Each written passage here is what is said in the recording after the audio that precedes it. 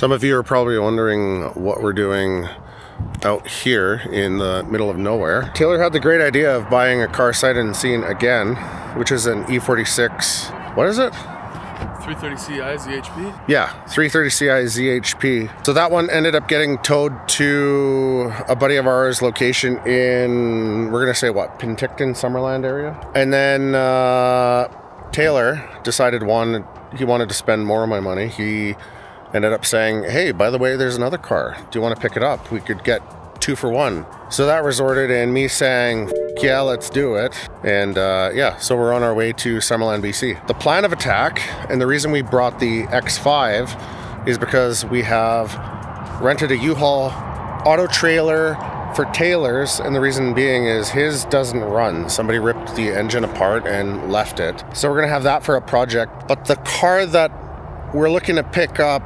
runs.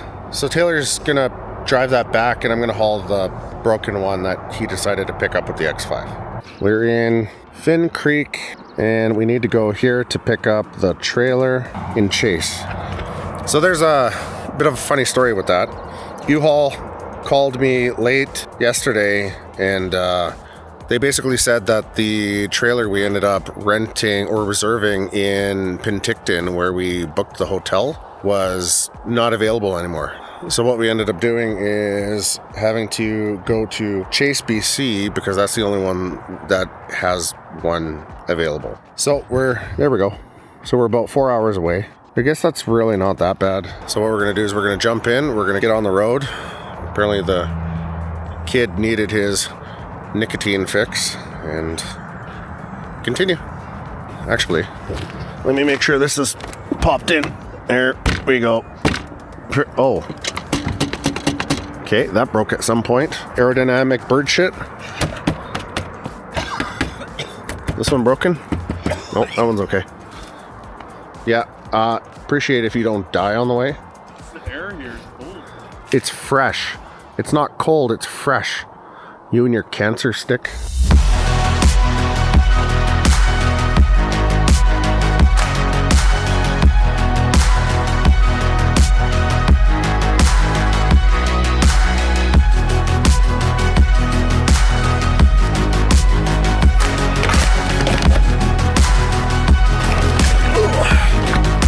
Wonder what Taylor would do if I ended up leaving without him. So we've driven about 5 hours now, and we're looking at about another 4.5 hours. Man, so 4.5 hours to get to the hotel to check in with the trailer because U-Haul decided to not have it in the same place that the hotel is. So we're going 2 hours out of the way to pick up the trailer, to pull the trailer 2 hours the opposite way, to park somewhere on the main drag in Penticton. Anyway, we've got another little while ahead of us. And then on top of all that, we need to inspect the car. We need to load the E46. We need to load it on the trailer. It's gonna be a long day.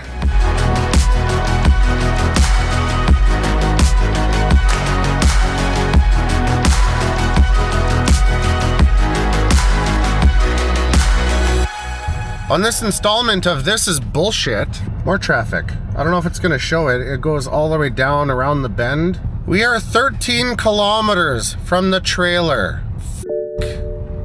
Look at everyone else. Do they look equally as impressed as I am? Because I'm equally unimpressed.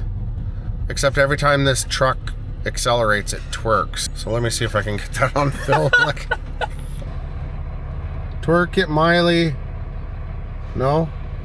So we did get the trailer and we did end up pulling over for a quick break, but look at the size of those damn crows. And there's some up there. Holy, those are some beastly crows. They've got like a full-on mane going on. Let's take a quick gander, make sure everything's good. Where the hell are you from? We've got a trailer from Maryland. Yeah, so far the tires look good. Tire pressure, inflate, cold tire pressure. X5's looking all right. The front brakes are toasty. I can see my reflection in them. All right, I'm gonna go take a quick leak and jump back on the road.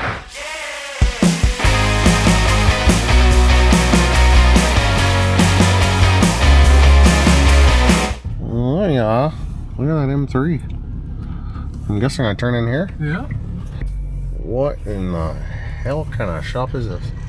It's like a house shop. What the hell is that? What's a Mustang? I'm guessing that's him. It's gotta be. This is Danny. We got to his shop down in Summerland. He was kind enough to have Taylor drop this E46 off until we were able to go out to pick it up. It's a little bit weathered and beat. The previous owner ended up having an issue with the engine. It started to knock or have issues on top end. You can see it's a little bit weathered for the age of the vehicle. Overall, it's in all right shape, but you can see that there's pieces that are missing off of the engine itself. Plugs are taken out, coils and so forth. Can't believe I ended up picking this up thinking it was a rag. Turns out it was some old used underwear. That was kind of gross. Here you can see that the the Vanos system was removed, and it was actually sitting in behind the driver's seat. So you never end up wanting to see something like that when you end up buying a vehicle, let alone a project sight unseen. So very obvious they started to take it apart and decided they were way over their heads and threw everything inside of the vehicle. Besides this heap of crap, Danny does have some cool cars inside the shop. He has a handful of M3s, E92s, and this built M4.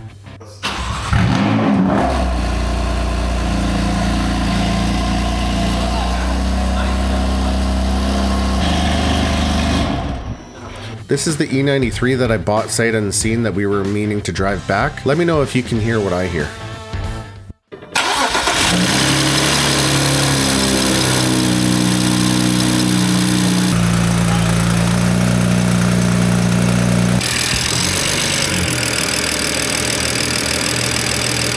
Yup, you guessed it. Not only does it have a little bit of wastegate rattle, it has some not so kind knock-knock noises. When we ended up looking into this, it had an ECS tuning aluminum oil cap. Now the issue being that the cage ended up falling down and apart and wasn't properly regulating the oil pressure. As a result, it ended up having a bunch of metal that was up and through the motor and likely just caught through the oil filter. But as a result, the motor has a bit of a terminal diagnosis. All right. Oh yeah, wow. It's through every pleat, like you get the... Yeah. But it definitely blocked it. I mean... But the oil, like, I mean, you know, it's hard to tell in there, but it wasn't, because it's only been 5,000, but there was nothing in it, in the oil. And they shone a light. When you drain it? Yeah. It was so weird. I just don't understand it. Oh yeah, this is from the first oil change that I did.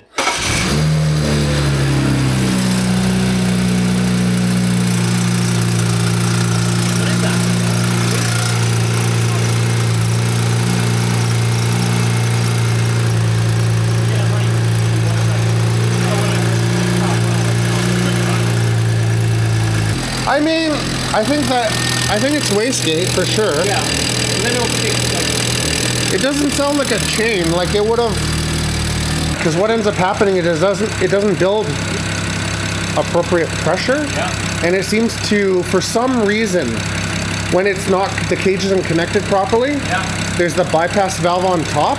Go stick your... Does it have a light or anything on it, like a oil pressure light? Go stick your head on the pan. Oh shit. Here now that it's all cold out. Do you want to just light blitz? Oh yeah. Yeah, shut it off.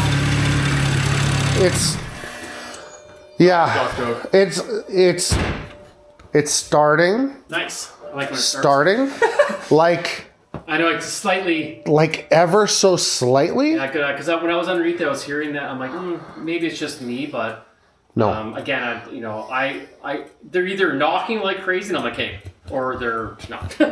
So, but yeah. Still better than an N55. The only other thing I can think of is... Because the screen will filter the majority of it. Yeah. But I have seen where some of the material gets past the screen and it chews up the oil pump. That's what I'm thinking, because, you know, honestly, like, the way it's revving and a few things, I don't know. I just feel that maybe there's not enough pressure, because maybe that's what's happening.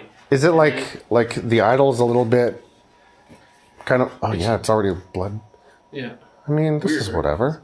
No, but that was weird, where it came off cold idle and then it built oil pressure. Yeah, so it's like it's lagging, you know what I mean, on start. That's weird, because I would expect it to be The I second mean, fire I can throw a stock cap on there, and for science purposes. yeah, while you're doing a video. Well, I mean, Sure. science purposes. If you do one, just take it off the freaking. Science perfect. Did you not tell him about the YouTube channel? No, I didn't tell No, you. probably not. You're a dick, Taylor. Or take it out the. You want this one? So long story short, Yeah. he's the flashlight kid on our YouTube channel, and I can't believe he hasn't said anything. I don't socialize, my friend. Now he's looking at that oil and that filter. Are you? I don't know if it's bad or not. I'm scared. I'll tell you. Oh, I think we're okay. I'll bring it over there. Just look in here. That's all you gotta do. Yeah. You're perfect. This one is perfect. Do you see anything in there? I'm kind of hard about. No, it's good. Good. I like that. Yeah. So my rule of thumb, and unfortunately I learned the hard way, Yeah. is if you open the pleats and you don't see anything, Yeah. you're good. Okay. So you should cut the end. If you cut it open and you see some specks, Yeah. sorry, if you open the pleats and there's nothing, you should be fine. Okay. If you cut it open and you inspect it further and Yeah. there's tiny specks, normal. Okay. Yeah, because it's aluminum engine. I mean, there's going to be some wear here and there. Yeah, that's exactly it. Okay. Yeah, whether it's from like the cylinders or like a lot of time it's just like some flashing or something. That's, Sure. Yeah. Yeah, but that's why we check if it's magnetic, right? Yeah, 'cause because if it's not magnetic, Then it's going to be. Yeah. Then it's going to be. nothing yeah. to worry about. Checking what came out of it. I just like OEM stuff, man. Like. Yep. This. You don't install it right. I mean, it should still. Run through it. But okay, let's. Want to try it out? They're instantly rock hard. They're harder now than they were before. So it could have been starting at 100%. Yeah. Yeah, look how hard they are now. Yeah.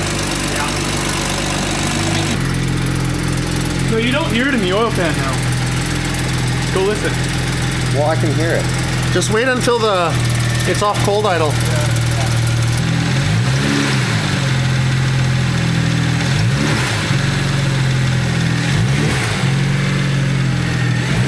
I don't hear it.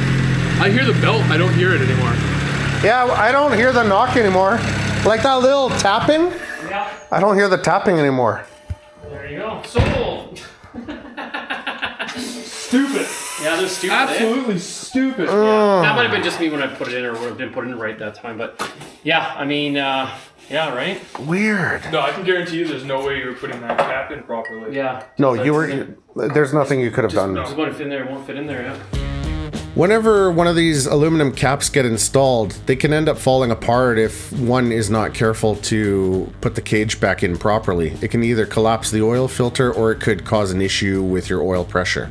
And in this case, what ended up happening is it wasn't regulating the oil pressure properly, and as a result, it ended up hurting either the oil pump and or the rod bearings, as you can hear a faint knock beginning. I really do like the car. I mean, it's originally from BC and it's quite clean.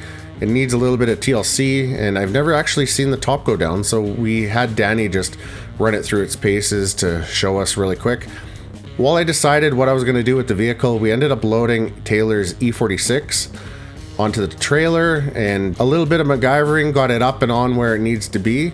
I strapped it down, and then we ended up pushing it back into place while I tried to contemplate what the next steps would be for this convertible.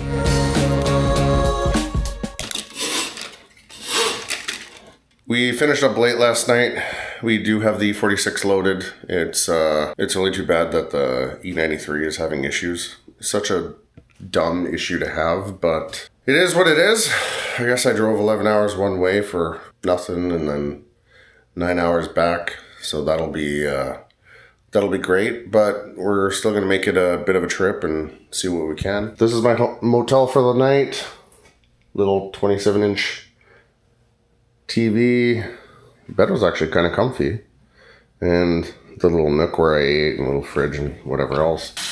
While I get caffeinated and my brain ready for the trip, I have pulled a trailer before with a car on it, but I haven't pulled one this distance, so I want to make sure that I'm fully awake. There is a beach nearby, so what I'm going to do is I'm going to go sit out there and get in some fresh air.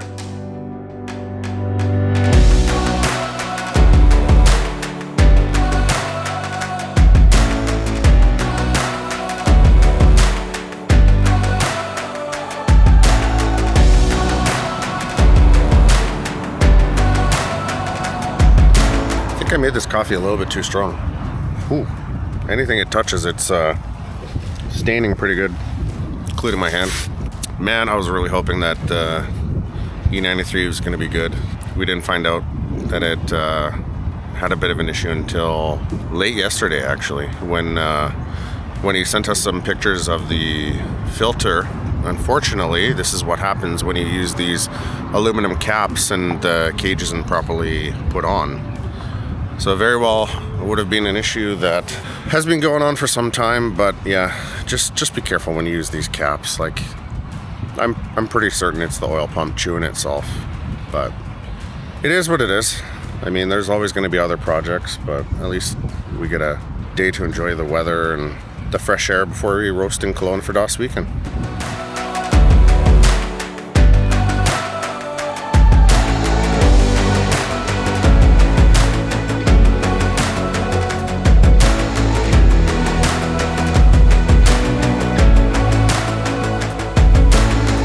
So we pulled over here in Enderby. So far so good, doesn't look like it moved anywhere. Let's give the straps a quick